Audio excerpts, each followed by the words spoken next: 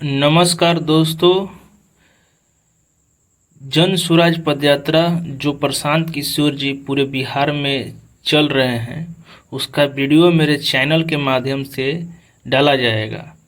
जो व्यक्ति जो भाई बहन अभी तक मेरे चैनल को सब्सक्राइब नहीं किए हैं, कृपया करके मेरे चैनल को सब्सक्राइब कीजिए, बेल आइकन वाला घंटी प्रेस कीजिए ताकि नोटिफिकेशन जल्द से जल्द आपके पास पहुंचे। और वीडियो अच्छा लगे तो लाइक शेयर दबा कीजिए और कमेंट भी। धन्यवाद। नमस्कार। सबसे पहले तो आपने अपने गांव के इस विद्यालय के प्रांगण में मेरे लिए समय निकाला है, मुझे मेरी बात कहने का अवसर दे रहे हैं, आपसे मिलने का परिचय करने का अवसर दे रहे हैं। इसके लिए आपका तहे दिल से शुक्रिया अदा कर रहे हैं, आपका धन्यवाद कर रहे हैं।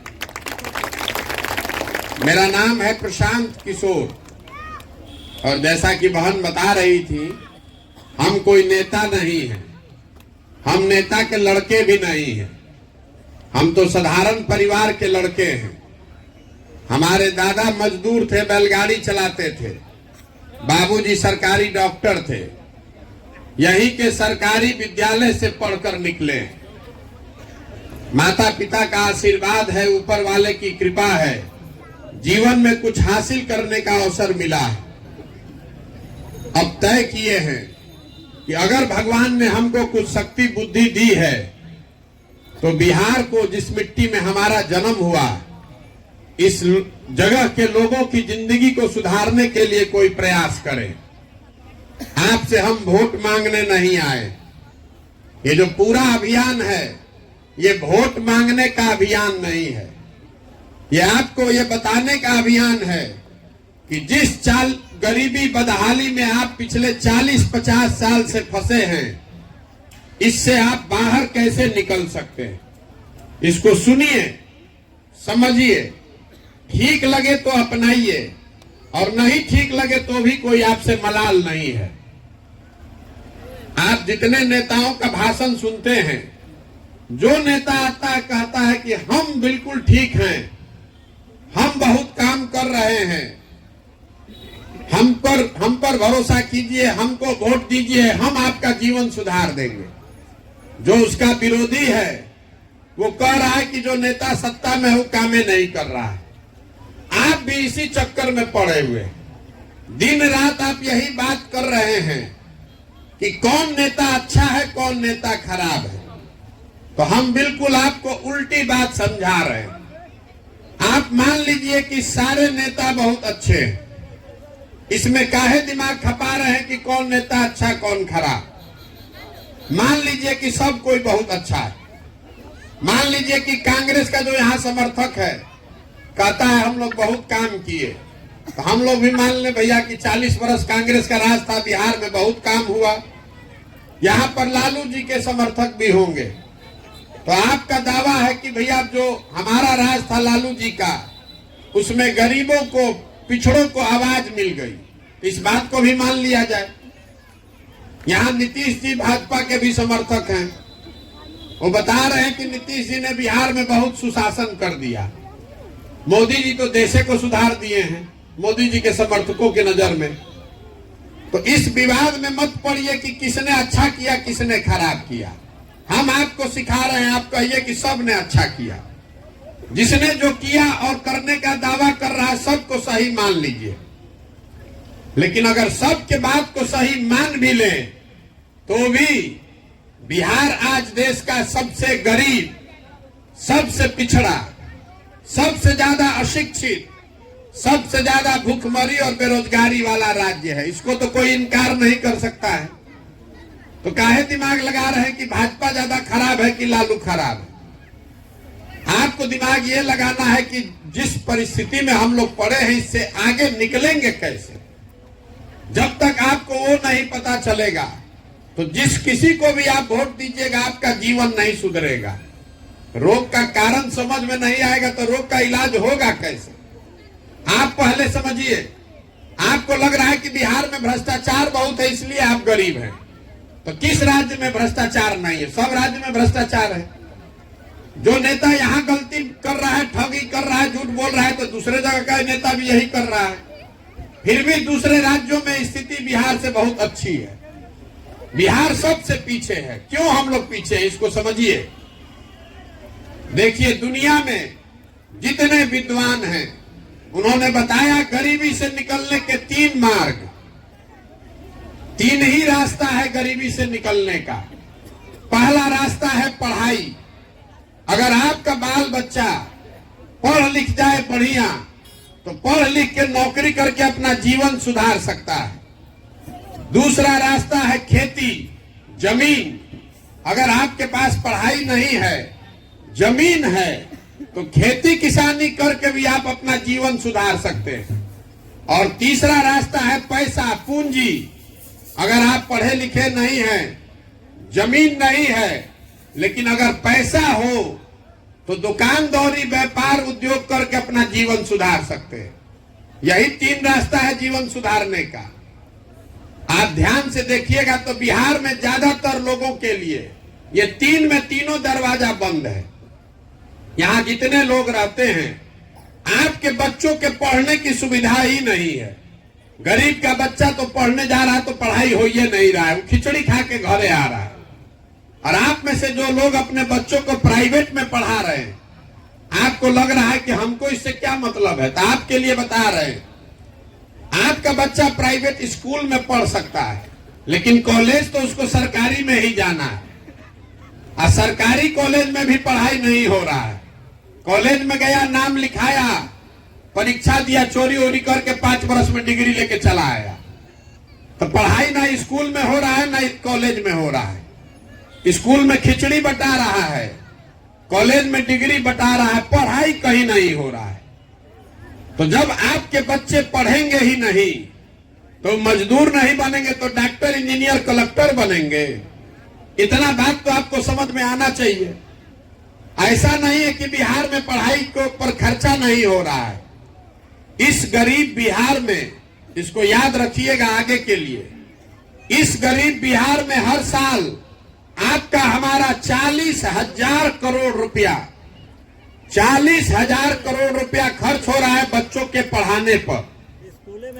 और पूरा का पूरा इतना भ्रष्टाचार, इतना कुव्यवस्था है कि 40 गो बच्चा भी पढ़ के नहीं निकल रहा है।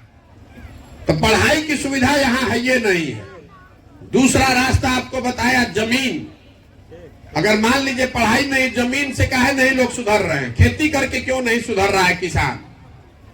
तो पहली बात ये जानिए कि बिहार में जो 100 लोग रहते हैं, उसमें 100 में 60 आदमी के पास एक धूर जमीनें नहीं है। यहाँ देश में सबसे ज्यादा भूमिहीन लोग हैं। आजादी के बाद बिहार में भूमि सुधार को लेकर कोई प्रयास नहीं किया गया। तो 60 आदमी के पास तो जमीन है ये नहीं है। और जो 40 आदमी के पास जमीन है, जो खेती कर रहा है, वो 40 में 35 आदमी के पास 2 बीघा से कम जमीन है। तो बिहार में जो खेती किसानी करने वाले लोग हैं, आप खेती आमदनी कमाने के लिए नहीं करते हैं, आप खेती खाने के लिए करते हैं। आपके खेत में उतना ही उपजता है कि आपका और आपके बाल बच्चे का पेट भर जाए। उस खेती से आमदनी नहीं होने वाला है। बिहार में सिर्फ 4 से 5% आदमी ऐसे हैं जिसको खेती से आमदनी हो रहा है। बाकी आदमी चाहे खेती से पेट भर रहा है या खेत में मजदूर है। तो पढ़ाई है नहीं, खेती है नहीं। तो तीसरा रास्ता आपको बताया, पूंजी, पैसा। अगर ये दोनों नहीं था, पैसा रहता तो कुछ नहीं करते, 5 को भैंसे पाल लेते, गांव में अपने किराना का दुकान कर लेते, खाद का व्यापार कर लेते। वो क्यों नहीं कर पा रहे हैं आप? तो बिहार में इतना गरीबी है कि प्रति व्यक्ति यहाँ आदमी साल में 35,000 रुपया कमाता है। एक आदमी औसतन 35,000 रुपया कमाता है। देश में प्रति व्यक्ति एक आदमी कमाता है 1,45,000। बिहार में हम लोग कमा रहे हैं 35,000। तब 35,000 रुपया में इस महंगाई के जमाना में आप अपना खाइएगा, बाल बच्चा का पेट भरिएगा कि पूंजी लाइएगा? तो आपके पास पढ़ाई है नहीं, जमीन है नहीं, पूंजी है नहीं, तो गरीबी से निकलिएगा कैसे? जितना हाथ पांव मारना है मार लीजिए, जितना जिसको वोट देना है दे लीजिए। कोई सरकार आ जाए, कोई स्कीम योजना बना ले, सुधरने वाला नहीं है। जब तक बिहार में बच्चों के पढ़ने की व्यवस्था नहीं होगी, अच्छी व्यवस्था, जब तक यहाँ गरीबों को जमीन नहीं मिलेगा, और जब तक हर महिला हर युवा के हाथ में पूंजी नहीं दिया जाएगा कि घर घर आदमी रोजगार कर सके, तब तक बिहार से गरीबी दूर नहीं होगा। तब आप पूछिएगा, ये बात तो सब जानता है, ये काम सरकार काहे नहीं कर रही है? अभी 2 मिनट में आपको समझाते हैं कि आपकी ये दुर्दशा क्यों है। अभी आपसे सवाल पूछेंगे, 2 सवाल पूछेंगे, आपको समझ में आएगा, सबको जवाब देना है। देखिए, बिहार में और कुछ हो चाहे नहीं, इतना बात तो आप समझ रहे हैं कि सबके बच्चों के पढ़ने की व्यवस्था होनी चाहिए। होनी चाहिए कि नहीं होनी चाहिए? मुड़ी नहीं लाना है, सबको बताना है हाथ उठा के, और हाँ चाहे ना। पूछने दीजिए सवाल, सबको बताना है। सवाल फिर से सुन लीजिए, बिहार में और कुछ हो चाहे नहीं, सबको बच्चों, सबके बच्चों के अच्छे पढ़ने की व्यवस्था होनी चाहिए कि नहीं होनी चाहिए? होनी चाहिए ना भाई, सोच के बोले है ना। तो अब अपने अपने बच्चों के नाम पर, जितना आदमी यहाँ है, आपका अनुभव आप हमसे बहुत ज्यादा है, आप हमसे ज्यादा समझदार व्यक्ति हैं।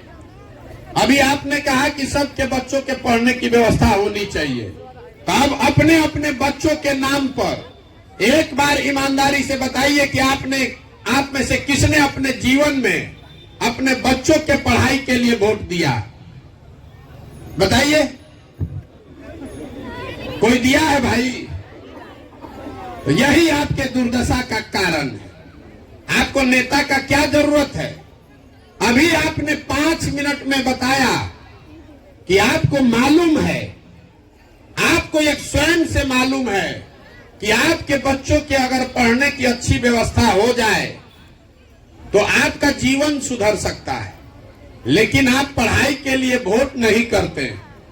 तो जो ताला खोलना है उसका चाबी लगाइएगा, नहीं तो ताला खुलेगा कैसे? आप कह रहे हैं कि भैया हमको नेता ठग रहा है। अभी जिसको खड़ा करेंगे, सब आदमी 1-1 घंटा भाषण दे सकता है कि कैसे आपकी नजर में आपको नेता ठग रहा है। हम आपको बता रहे हैं कि आपको नेता नहीं ठग रहा है। अगर नेता आपको ठगता तो एक बार ठगता, दूसरा बार आप जान जाते। नेता आपको 2 बार ठगता, तीसरा बार आप जान जाते। लेकिन अगर आप 50 वर्ष से ठगे जा रहे हैं, तो इसका मतलब है कि कहीं ना कहीं गलती हम लोगों में है। वो गलती क्या है, आप उसको समझिए। लोकतंत्र में जिस चीज के लिए आप वोट देते हैं, वो चीज आपको कम या ज्यादा मिलती है। आपको लग रहा है कि आप वोट ठीक दे रहे हैं, नेता सरकार काम नहीं कर रहा है। हम आपको बता रहे हैं कि बिल्कुल गलत बात है। हमने वोट दिया है बिहार में 5 किलो अनाज के नाम पर मोदी जी को। तो बिहार में कितना भी चोरी भ्रष्टाचार है, 1 किलो चोरी करके 4 किलो अनाज मिल रहा है कि नहीं मिल रहा है? हमने वोट दिया है राम मंदिर बनाने के लिए। तो इस बिहार में रोड, सड़क, फैक्ट्री, स्कूल बने चाहे नहीं, अयोध्या में राम मंदिर बन रहा है कि नहीं बन रहा है? हमने वोट दिया है जात के नाम पर। तो बिहार में और कुछ हो चाहे नहीं, घर घर में जात का चर्चा और जात का गिनती हो रहा है कि नहीं हो रहा है? हमने वोट दिया है सिलेंडर के लिए। तो सिलेंडर का दाम चाहे 1250 हो कि 1500, घर घर सिलेंडर आ गया है कि नहीं आया है? हमने वोट दिया है मोदी जी का चेहरा देख के, मोदी जी का 56 इंच का सीना देख के। तो रोज टीवी में, अखबार में मोदी जी का फुला हुआ सीना और चमकता हुआ चेहरा देखने को मिल रहा है कि नहीं मिल रहा है? हमने वोट दिया है गुजरात में विकास का कहानी सुन के। तो गुजरात में विकास हो रहा है, फैक्ट्री चल रहा है, और आपके घर के बच्चे जाकर गुजरात में मजदूरी कर रहे हैं कि नहीं कर रहे हैं? तो किस चीज पर आपने वोट दिया है जो आपको नहीं मिल रहा, हमको बताइए। जब आपने अपने बच्चों के लिए के शिक्षा के लिए, रोजगार के लिए, अपने लिए जमीन के लिए वोट दिया ही नहीं है तो मिलेगा कैसे? इसी के लिए पदयात्रा कर रहे हैं। हाथ नहीं जो आपसे वोट नहीं मांग रहे हैं, आपसे हाथ जोड़ रहे हैं। आपको ये समझाने आए हैं कि अगर आप अपने और अपने बच्चों की चिंता नहीं कीजिएगा तो कोई नेता, कोई दल आपके बच्चों की चिंता नहीं करेगा। काहे करेगा भाई? आपको अपने बच्चे की चिंता ही नहीं है। हम पैदल चल रहे हैं, 100 को बच्चा आगे दौड़ता है तो 50 बच्चे तो ऐसे हैं जिसके शरीर पर कपड़ा नहीं है। आपके बच्चों के पैर में चप्पल नहीं है। आपका बच्चा स्कूल में आ रहा है तो पिलुआ वाला खिचड़ी खा रहा है। आपका बच्चा पढ़ लिख के घर में बेरोजगार बैठा है, फैक्ट्रियों में जाकर मजदूरी कर रहा है। लेकिन आपको अपने बच्चों की चिंता नहीं है। आपको अपने जात की चिंता है। आपको भारत पाकिस्तान का चिंता है। आपको पुलवामा का चिंता है, राम मंदिर का चिंता है, लेकिन आपको अपने बच्चे का चिंता नहीं। तो कोई नेता आपके बच्चों की चिंता क्यों करेगा? ये बात अगर समझ में आए तो उसी से गरीबी दूर होगी। अपने वोट की कीमत को समझिए। आपके वोट की कीमत नाली गली नहीं है।